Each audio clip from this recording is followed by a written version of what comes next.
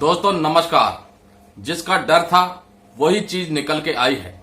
पूरी खबर को विस्तार से बताऊंगा। चैनल पे अगर नए हैं तो सब्सक्राइब जरूर करें और सब्सक्राइब कर चुके हैं तो ज्वाइन बटन का इस्तेमाल करके इस चैनल को सपोर्ट जरूर करें। दोस्तों पहले बात करेंगे हम केंद्रीय कर्मचारी और पेंशन भोगियों के मुद्दों की। वन रैंक वन पेंशन 2 की विसंगतियां और ओल्ड पेंशन स्कीम की बहाली के ऊपर अभी तक कोई औपचारिक ऐलान नहीं हुआ है कि इन विसंगतियों को दूर किया जा रहा है या फिर ओल्ड पेंशन स्कीम की बहाली केंद्र सरकार के द्वारा की जा रही है। महंगाई भत्ते का ऐलान तो हो गया है और वहीं भूतपूर्व सैनिकों के लिए जो अक्टूबर महीने की पेंशन है उसके मैसेज भी आने स्टार्ट हो गए हैं।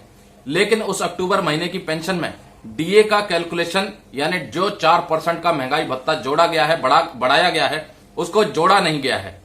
यानी आपकी जो पेंशन पिछले महीने आई थी वही पेंशन का मैसेज इस महीने भी आया है। अब ऐसे में सवाल ये खड़ा होता है, क्या महंगाई भत्ते का एरियर अलग से केंद्र सरकार देगी? क्या 31 अक्टूबर तक आपके अकाउंट में बढ़ा हुआ 4% महंगाई भत्ता और उसका एरियर आ जाएगा या फिर नवंबर के महीने में सैलरी और पेंशन के साथ आएगा? ये अभी असमंजस की स्थिति बरकरार है। फिलहाल दोस्तों खबर तो है और नोटिफिकेशन भी निकल चुका है, चिट्ठी जारी हो चुकी है कि आपका जुलाई 2023 से 4% महंगाई भत्ता, महंगाई राहत बढ़ गया है। अब बात कर लेते हैं दोस्तों बड़ी खबर की। जिसका डर था वही चीज सामने आ रही है। एक दिन में करीब 7.59 लाख करोड़ रुपए डूब गए हैं निवेशकों के।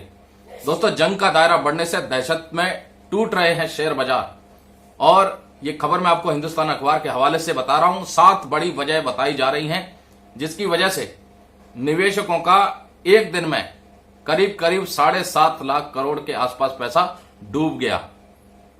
बाजारों में गिरावट की 7 प्रमुख वजह बताई जा रही हैं। पहली वजह है इजराइल हमास संघर्ष से निवेशकों में अनिश्चितता और बढ़ गई है। दुनिया के बाजार लाल निशान में बंद हो रहे हैं, ये एक बड़ी खबर है। दूसरी वजह है अमेरिकी बॉन्ड का प्रतिफल 16 साल के उच्च स्तर यानी 5% के ऊपर निकल गया है। यह स्तर 2007 में था, 2007 के बाद अब ऐसा हुआ है। तीसरी जो वजह है कच्चा तेल लगातार $90 प्रति बैरल के ऊपर ट्रेड कर रहा है। यानी कच्चे तेल में महंगाई है तो ये अर्थव्यवस्था के लिए नुकसानदायक है, खास करके देश की अर्थव्यवस्था के लिए, क्योंकि कच्चा तेल अगर महंगा होगा तो बहुत चीजें महंगी होंगी। पेट्रोल डीजल के दाम भी महंगे होंगे। महंगाई कई चीजों में आपको बढ़ती हुई दिखाई देगी। चौथी वजह है विदेशी संस्थागत निवेशकों ने अक्टूबर में 12,000 करोड़ से ज्यादा की बिकवाली कर डाली है।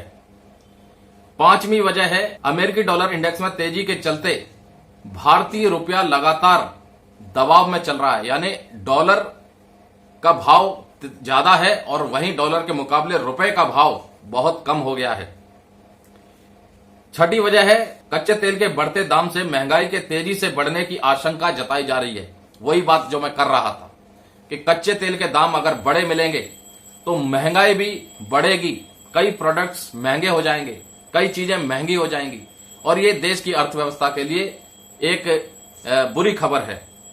सातवीं जो वजह बताई गई है कंपनियों के दूसरी तिमाही के रिजल्ट आशा के विपरीत कमजोर आ रहे हैं। यानी कंपनियों की जो परफॉर्मेंस है वो कहीं ना कहीं उनके नंबर्स खराब आ रहे हैं, जो अनुमान था उससे बेकार आ रहे हैं। दोस्तों विस्तार से जरा इस खबर को सुनिएगा। पश्चिम एशिया में तनाव बढ़ने से वैश्विक बाजारों में पैदा हुए कमजोर रुझानों के बीच स्थानीय शेयर बाजारों में सोमवार को व्यापक गिरावट देखने को मिली और सेंसेक्स और निफ्टी करीब 1.3% तक लुढ़क गए। सोमवार को आई बिकवाली की आंधी में निवेशकों के करीब 7.59 लाख करोड़ रुपए डूब गए। यह गिरावट का लगातार चौथा सत्र रहा। इन 4 सत्रों में सेंसेक्स 1,925 अंक गिरकर और 65,000 अंक के नीचे आ चुका है, जबकि निफ्टी 530 अंक टूट चुका है। विदेशी संस्थागत निवेशकों ने शुक्रवार को 456.21 करोड़ रुपए मूल्य के शेयरों की शुद्ध खरीद की। विश्लेषकों के मुताबिक कच्चे तेल का भाव $90 प्रति बैरल से अधिक होने से कारोबारी धारणा प्रभावित हुई है। हालांकि इजराइल के नरमी बरतते हुए राहत सामग्री गाजा जाने देने के संकेतों से कच्चे तेल में उछाल नहीं आया है। अंतर्राष्ट्रीय तेल मानक ब्रेंट क्रूड 0.04% चढ़कर $92.18 प्रति बैरल पर पहुंच गया है। कच्चे तेल में जो कीमतें बढ़ रही हैं, कच्चे तेल की कीमतें, वो हमारे देश के लिए नुकसानदायक है, क्योंकि हमारा देश एक बहुत बड़ी मात्रा में कच्चा तेल का आयात करता है। अगर कच्चा तेल महंगा होगा तो कंपनियों की लागत बढ़ेगी, और कंपनियों की लागत बढ़ेगी तो कई चीजें महंगी होंगी। वहीं दूसरी जो बुरी खबर है वो है डॉलर इंडेक्स का बढ़ना और रुपए का कमजोर होना। अगर डॉलर इंडेक्स बढ़ता है और रुपया कमजोर होता है तो यह भी एक बुरी खबर है, क्योंकि रुपए की कमजोरी को रोकने के लिए आरबीआई के द्वारा विदेशी मुद्रा भंडार को हल्का किया जाता है ताकि रुपए की कमजोरी को रोका जाए। तो विदेशी मुद्रा भंडार भी कम हो सकता है, क्योंकि डॉलर आरबीआई बेचेगा, अगर रुपया ज्यादा कमजोर होगा तो कुछ ना कुछ कदम तो उठाने पड़ेंगे।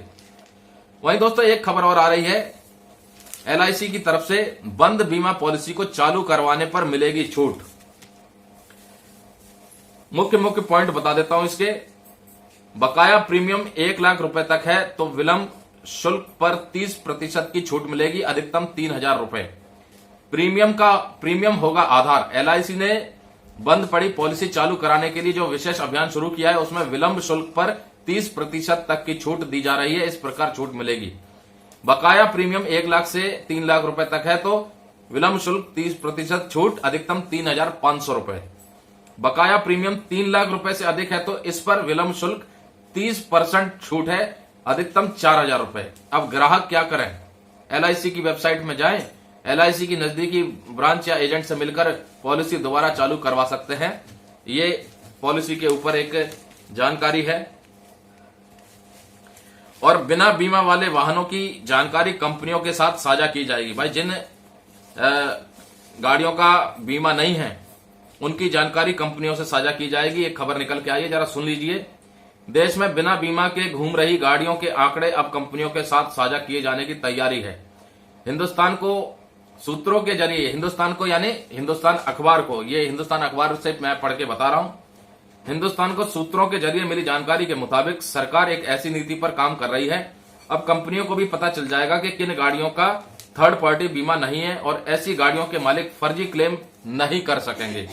मामले से जुड़े अधिकारी के मुताबिक पिछले हफ्ते बीमा कंपनियों और वित्त मंत्रालय के अंतर्गत आने वाली वित्त मामलों के विभाग के अधिकारियों के बीच बैठक हुई और उसमें इस बारे में चर्चा हुई थी। कंपनियों के अधिकारियों के सामने विषय रखा था कि फर्जी क्लेम की वजह से उनका ट्रैक रिकॉर्ड खराब हो जाता है, साथ ही दावा निपटान अनुपात भी बिगड़ जाता है। ऐसे में उनके प्रीमियम पर भी दबाव पड़ता है। अब फर्जी दावों पर लगेगी लगाम, कंपनियों की साख नहीं घटेगी। तो दोस्तों जिन गाड़ियों का बीमा नहीं है उनका जो डाटा है वो कंपनियों के साथ साझा करने की तैयारी चल रही है। तो दोस्तों ये सुबह की खबर थी। ऐसी ही विशेष खबर आपके लिए लाता रहूंगा। तब तक के लिए नमस्कार, जय हिंद, जय भारत दोस्तों।